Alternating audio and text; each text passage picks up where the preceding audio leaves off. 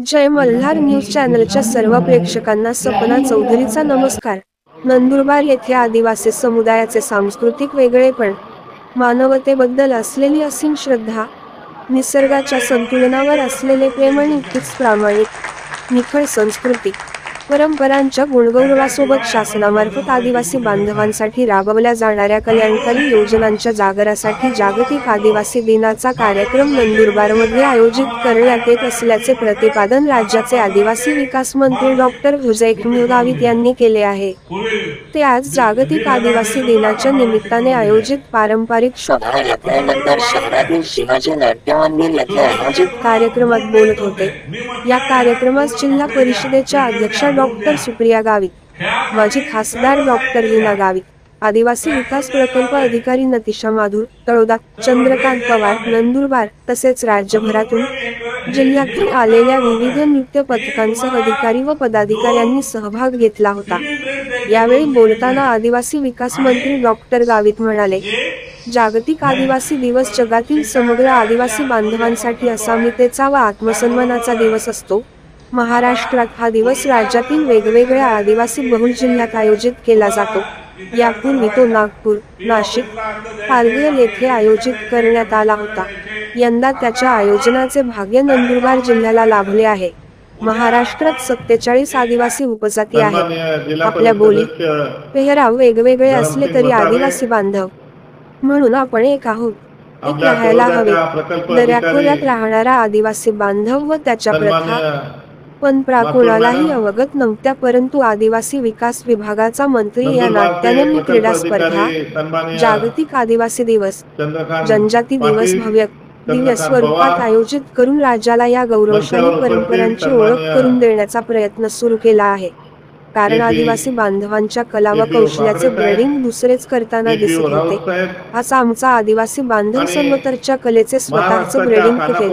महाराष्ट्र शासनाच्या माध्यमातून आदिवासी बांधवांच्या उत्थानासाठी विविध योजना राबवल्या जात आहेत। या जागतिक आदिवासी दिनाच्या निमित्ताने योजनांचा प्रचार प्रसार व्हावा व आदिवासी संस्कृती आणि मूल्यांचे संवर्धन व्हावे, यासाठी काल, आज आणि उद्या विविध कार्यक्रमांचे आयोजन येथे करण्यात आले आहे।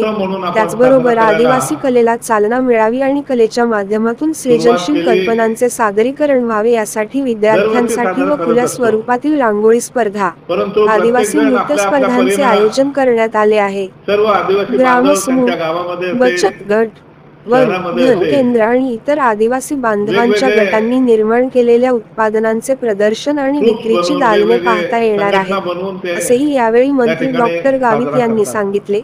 शिक्षणातून समृद्ध व डॉक्टर सुप्रिया गावित या कार्यक्रमातून सहभागी झालेल्या विद्यार्थ्यांना संबोधित करताना जिल्हा परिषदेच्या अध्यक्षा डॉक्टर सुप्रिया गावित म्हणाल्या, शिक्षणातून समृद्ध होण्याची संधी आदिवासी विद्यार्थ्यांना लाभली आहे।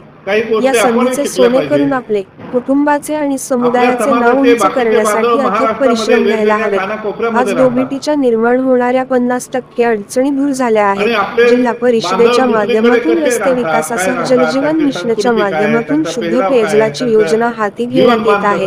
त्याचबरोबर आदिवासी विकास विभागाच्या विविध योजनांची प्रभावी अंमलबजावणी सुरू असून या योजनांच्या लाभातून सर्वांनी जीवन समृद्ध करायला हवे। जगभरातल्या बोली भाषा आज अस्तित्वाच्या शेवटच्या घटका मोजत आहेत। अशा परिस्थितीत आदिवासी बोली टिकवण्याची जबाबदारी आपल्या सर्वांची आहे। मला मी आदिवासी असल्याचा अभिमान आहे। मला आदिवासी बोली बोलता येते याचाही अभिमान असून संसदेतील आदिवासी प्रतिनिधी म्हणून मला युनोमध्येही सहभागी होण्याची संधी मिळाल्याचा अभिमान असल्याचे प्रतिपादन यावेळी माजी खासदार डॉक्टर लीना गावित यांनी केले। 9 ऑगस्ट रोजी जागतिक आदिवासी दिनाचा मुख्य कार्यक्रम तालुका क्रीडा संकुलात होणार आहे। यावेळी क्रांतिकारी आणि महापुरुषांना अभिवादन करण्याकरिता सभेचे आयोजन केलेले आहे। यावेळी जिल्ह्याचे पालकमंत्री अनिल पाटील, आदिवासी विकास मंत्री डॉक्टर विजयकुमार गावित, अन्न व औषध प्रशासन मंत्री धर्मराव बाबा आत्राम, विधानसभेचे उपसभापती नरहरी जिरवाळ, राज्यस्तरीय आदिवासी विकास आढावा समिती अध्यक्ष विवेक पंडित, जिल्हा परिषद अध्यक्ष सुप्रिया गावित, खासदार ॲडव्होकेट गोवाल पाडवी, विधान परिषद सदस्य अमरीश पटेल, किशोर दराडे, आमुषा पाडवी, सत्यजित तुंबे, विधानसभा सदस्य ॲडव्होकेट केस पाडवी, शिरीष नाईक, राजेश पाडवी, माजी खासदार लीना गावित मान्यवर उपस्थित राहणार आहे. सपना चौधरी, जय मल्हार न्यूज, नंदुरबार. मुलगी त्या शाळेमध्ये गेल्यानंतर ते बघितल्यानंतर दुसरा तो मुलगा जात नाही शाळेमध्ये, त्याच्या आईवडिलांनाही वाटेल माझ्या मुलाला ठेवलं पाहिजे, आणि मग ती एकदा सुरुवात केली तर मग बाकीच्या सर्व व्यवस्था करायची. आणि म्हणून ती सुरुवात केली आपण. हॉस्टेल्स काढले, हॉस्टेल मोठ्या प्रमाणामध्ये काढले. आम्हाला हॉस्टेलला जागा मिळत नाही म्हटल्यावर विद्यापीठाच्या कॅम्पसमध्ये आपल्याला जागा देत असेल तर तिथे बांधायचं. अशा पद्धतीने तुमचं जास्तीत जास्त व्यवस्था करायची, जास्तीत जास्त पोरं शिकलं पाहिजे. मी मधल्या काळामध्ये म्हणायचो त्यावेळेला आई वडिलांना, पोराला घेऊन जातात कुठे चाले मधुरेला, ते सोडा. तुमचं पोरग एक शर्टवर एक पॅन्टवर सोडून द्या आमच्या आश्रमशाळेमध्ये, त्याला मोठं करण्याचं काम करू, जेणेकरून तो पोरगा त्या ठिकाणी चांगल्या रीतीने शिकेल. हे एका बाजूला बघून आम्ही सोय करायला गेलो. दुसऱ्या बाजूने शिक्षक, आजकाल शिक्षकांची प्रवृत्ती तर मोठ्या प्रमाणामध्ये अशी झालेली आहे की बरेचसे शिक्षक जातच नाही, आणि गेले तरी थोडा वेळ जाणार आणि थोडा वेळ निघून येतात. म्हणून थोडंसं आम्ही कडक धोरण स्वीकारलं. खरं तर आपल्याकडे निवासी शाळा आहे, तिथे राहिलं पाहिजे ही अपेक्षा आहे, पण राहत नाही. आम्ही मी कडक धोरण स्वीकारायला सुरुवात केली, आणि आपल्या विद्यार्थ्यांसाठी हे कडक करावंच लागेल. मुलांना शिकायचं असेल तर, नाहीतर ते सरळ होणार नाही. मी त्याच्यासाठी सर्वीकडे बायोमेट्री लावायला आम्ही सांगितलं. सुरुवात मी केली, म्हटलं माझ्या जिल्ह्यापासूनच सुरुवात करायची. मग बहुल आदिवासी जिल्हे कोणते आहेत त्याच्यापासून सुरुवात करायची. तर आपल्या सर्वांच्या माहितीसाठी सांगतो, या 2 ते 3 महिन्यामध्ये फेस रीडिंग आम्ही बसवणार आहे. 100% बसवलं जाईल या नंदुरबार जिल्ह्यातील आश्रमशाळेमध्ये, हॉस्टेलमध्ये आणि सर्व कार्यालयामध्ये. तुम्ही किती वाजता येतात, किती वाजता जातात मला दिसेल, तिथे किती पोरं होते हे सर्व मला माझ्या मंत्रालयामधील कार्यालयामध्ये मला दिसेल. इथे मॅडम आहे, या मॅडमच्या कार्यालयामध्ये, पवार यांच्या कार्यालयामध्ये दिसेल किती शिक्षक गेले, कोणता शिक्षक किती वाजता गेला, किती पोरं जेवले किती वाजता आणि काय जेवले, ते सर्व गोष्टीची व्यवस्था करतोय.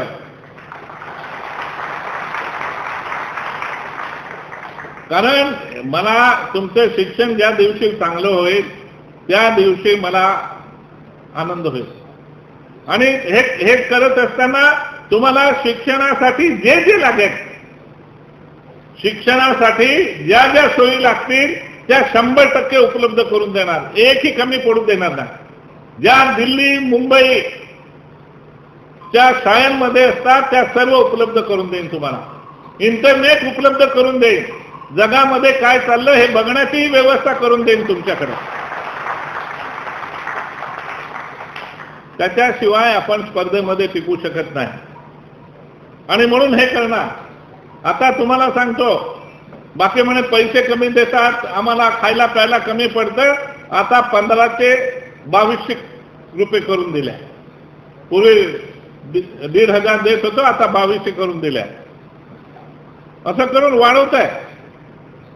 सुरुवातीला तुम्हाला बूट देत नव्हते. मी म्हटलं यांना पूर्ण कपडे द्या, स्वेटर द्या, बूट द्या, खेळासाठी सर्व साहित्य द्या, ट्रॅकसूट द्यायला लावले, सर्व ड्रेस द्यायला लावले.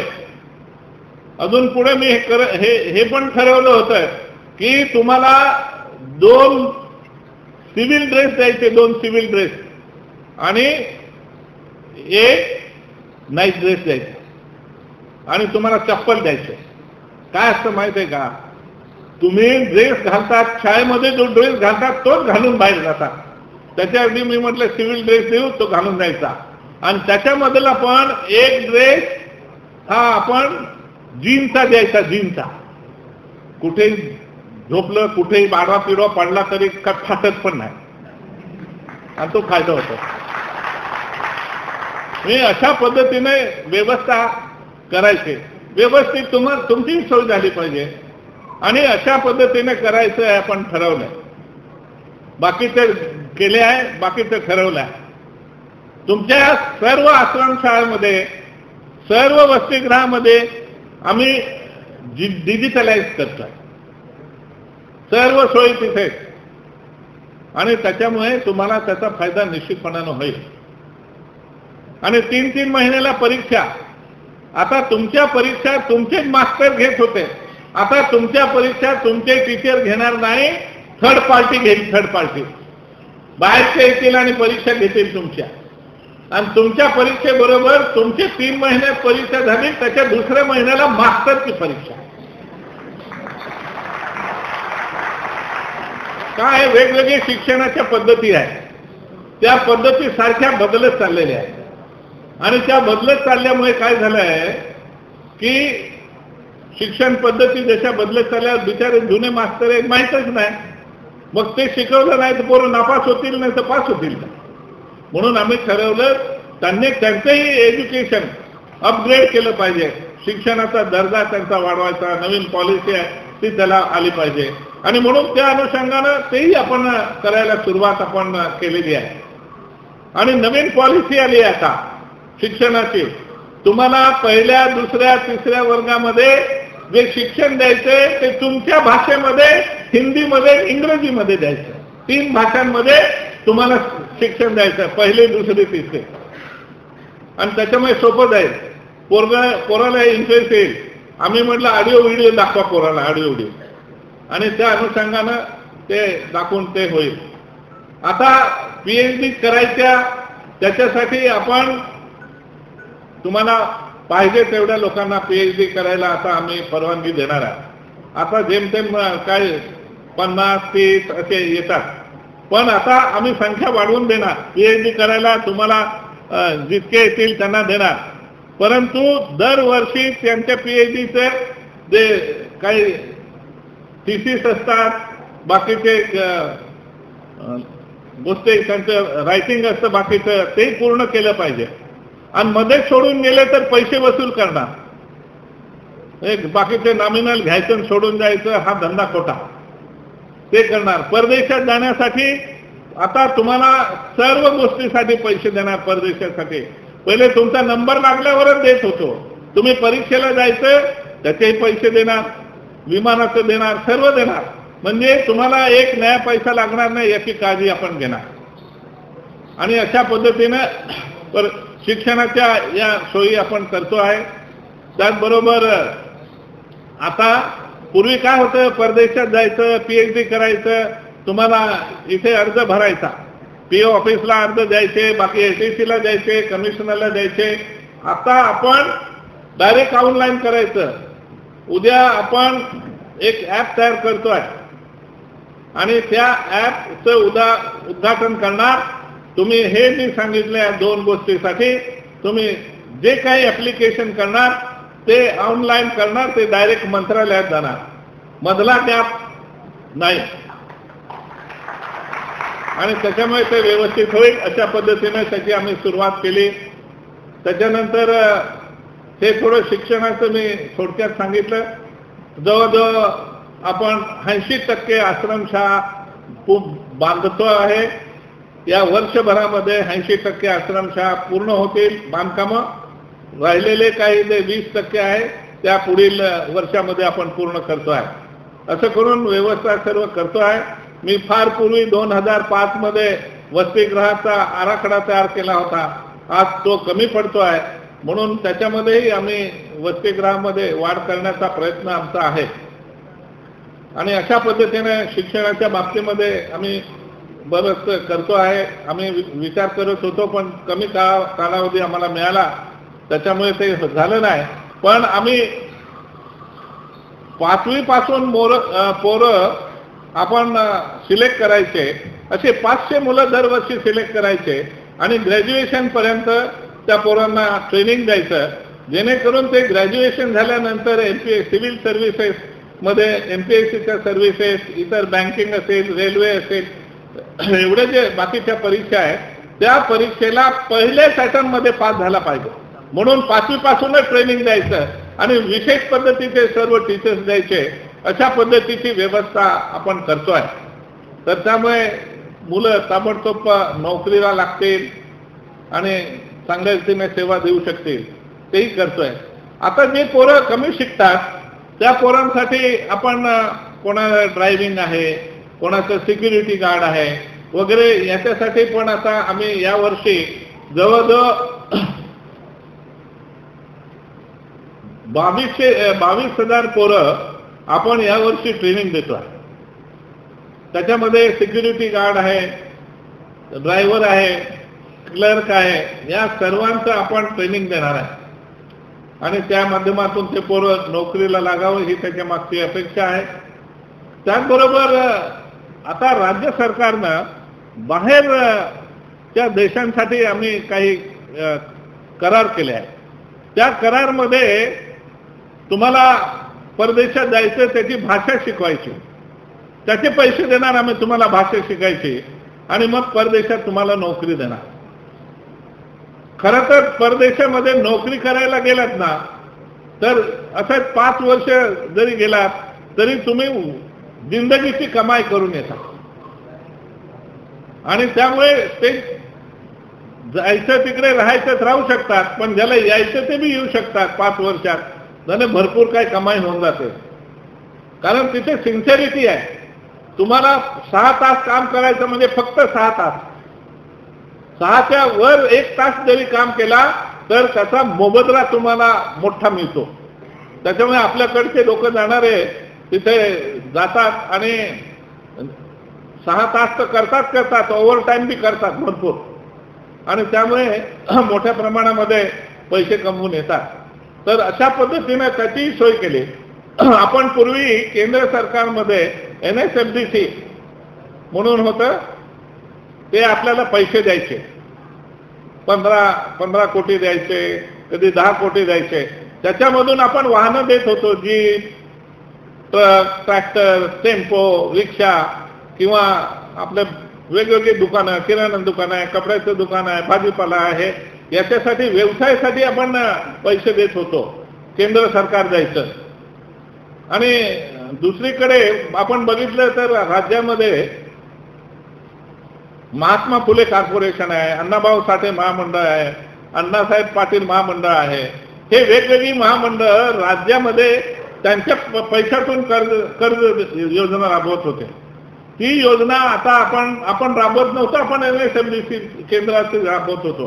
पण आता या वर्षापासून आपण त्यांच्या जितक्या योजना होत्या आणि केंद्राच्या जितक्या योजना आहे त्या योजना आपण राबवायला सुरू केलं आणि काल त्याची जाहिरात आपण दिलेली आहे.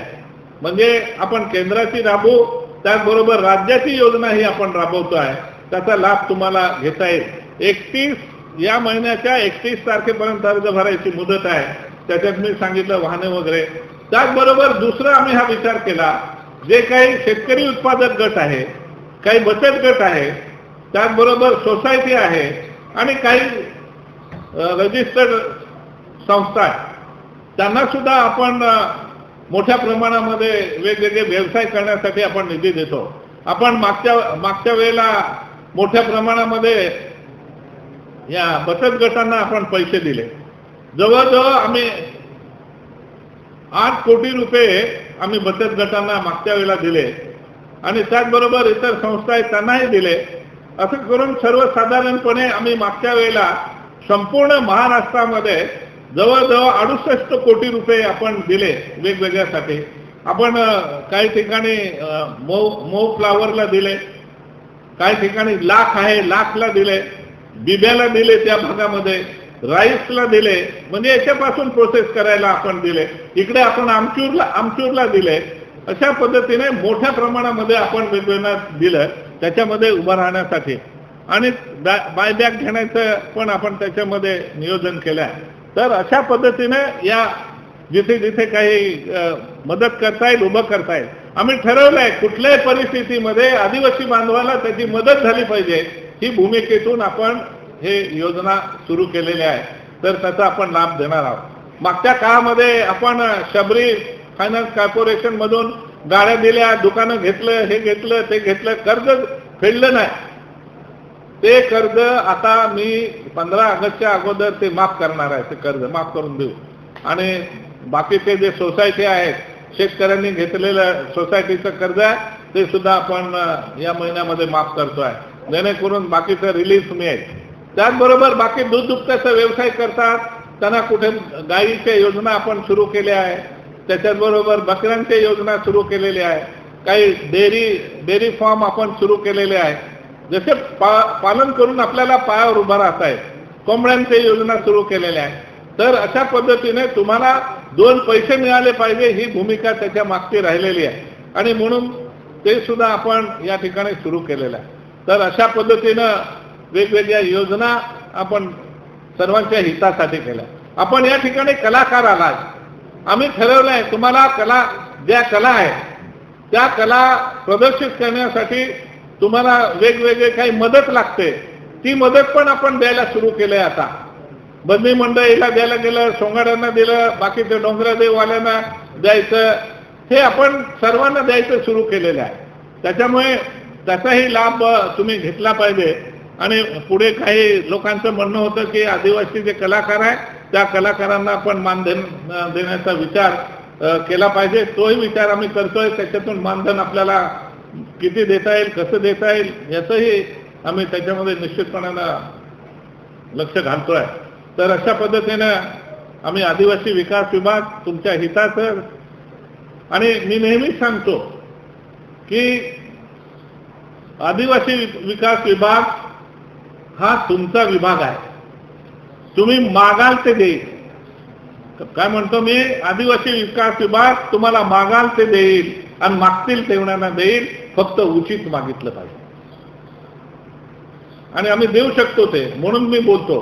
म्हणून तुम्हाला ज्या ज्या गोष्टीची गरज वाटत असेल, तुम्हाला वाटत असेल ही गोष्ट मला मिळाली तुम्ही पायावर उभा राहू शकतो, तर तुम्ही मागा, आम्ही देऊ, निश्चितपणानं देऊ. पण ती उपयोगाला आणली पाहिजे. पूर्वी काय केलं, आम्ही गाया देत होतो, इकडे दिल्या की इकडे विकून टाकायचे, बकऱ्या इकडे दिल्या की इकडे विकून टाकायचे. आता आम्ही त्याच्यातून आयडिया काढली, 5 जणांना द्यायचे, 5 जण एकत्र करायचे आणि मग त्यांना 10 गाय द्यायच्या. आता ज्यांना विकण्यासाठी करत होते ते पळून गेले, आता आम्हाला नको पाहिजे म्हणून. त्याचा फायदा झाला पाहिजे आणि चांगल्या रीतीने झाला पाहिजे. तर अशा पद्धतीनं आपण या ठिकाणी निश्चितपणानं करतोय. आणि एक गोष्ट प्रामुख्यानं आपल्याला सर्वांना मला सांगायचं आहे की आम्ही वेगवेगळे कायदे करतो. आम्ही जे बी कायदे करणार ते आदिवासींच्या हिताचेच करणार, त्याला तडजोड नसणार, हे पण तुम्हाला सांगतो. लोक येऊन सांगतात तुमचं आरक्षण काढणार, तुमचं संविधान बदलणार. या देशामध्ये कोणाचा नाही, जगामध्ये कोणाचा बाप जन्माला नाही आला तो आपलं आरक्षण काढू शकेल, एवढं तुम्ही लक्षात ठेवा. कायदे आहे, कायदे सोपे नाही. काढायला किती काय लागू शकतं काय नाही हे तुम्ही लक्षात ठेवलं पाहिजे. आणि म्हणून त्या अनुषंगानं आम्ही राजकारणात आलो तेव्हापासून कोणाचं कायद्याबरोबर तडजोड नाही. आपल्या समाजाबद्दल तडजोड कधी आम्ही केली नाही, करण्याचा विषय नाही. तर त्याच्यामुळे जे काय करणार ते आदिवासीच्या हिताचं करणार, एवढंच या निमित्तानं मला तुम्हाला सांगायचं आहे. आणि त्याचसाठी काल मी एक कायदा केला. पुन्हा तुमच्या माहितीसाठी सांगतो. पूर्वी आपले लोक जात पडताळणीवाले दाखला द्यायचे, तर त्या दाखल्यामध्ये दाखला दिल्यानंतर लक्षात आलं हा चुकीचा दिला गेलाय, तर त्याचं पुनर्तपासणी करण्याचे अधिकार नव्हते आपल्या अधिकाऱ्यांना. तर काल आम्ही ते पुनर्तपासणी करण्याचे अधिकार आम्ही आपल्या अधिकाऱ्यांना दिले. हा एक कायदा केला आहे. पूर्वी जे बोगस दाखले घ्यायचे, खोटे दाखले घ्यायचे, त्यांच्यावर नीट गुन्हे दाखल करायची तरतूद नव्हती, तर ते पण गुन्हे दाखल करायची तरतूद आपण केली. पूर्वी काय होतं, आपण म्हटलं तर त्यांना शिक्षा झाली पाहिजे, पण कोणी केली पाहिजे, कशी केली पाहिजे त्याची तरतूद नव्हती. काल गुन्हे दाखल करायची बी तरतूद आम्ही केलेली आहे. आणि त्याचबरोबर कोणाचा दाखला आम्ही रिजेक्ट केला असेल तर तो डायरेक्ट हायकोर्टात जायचा.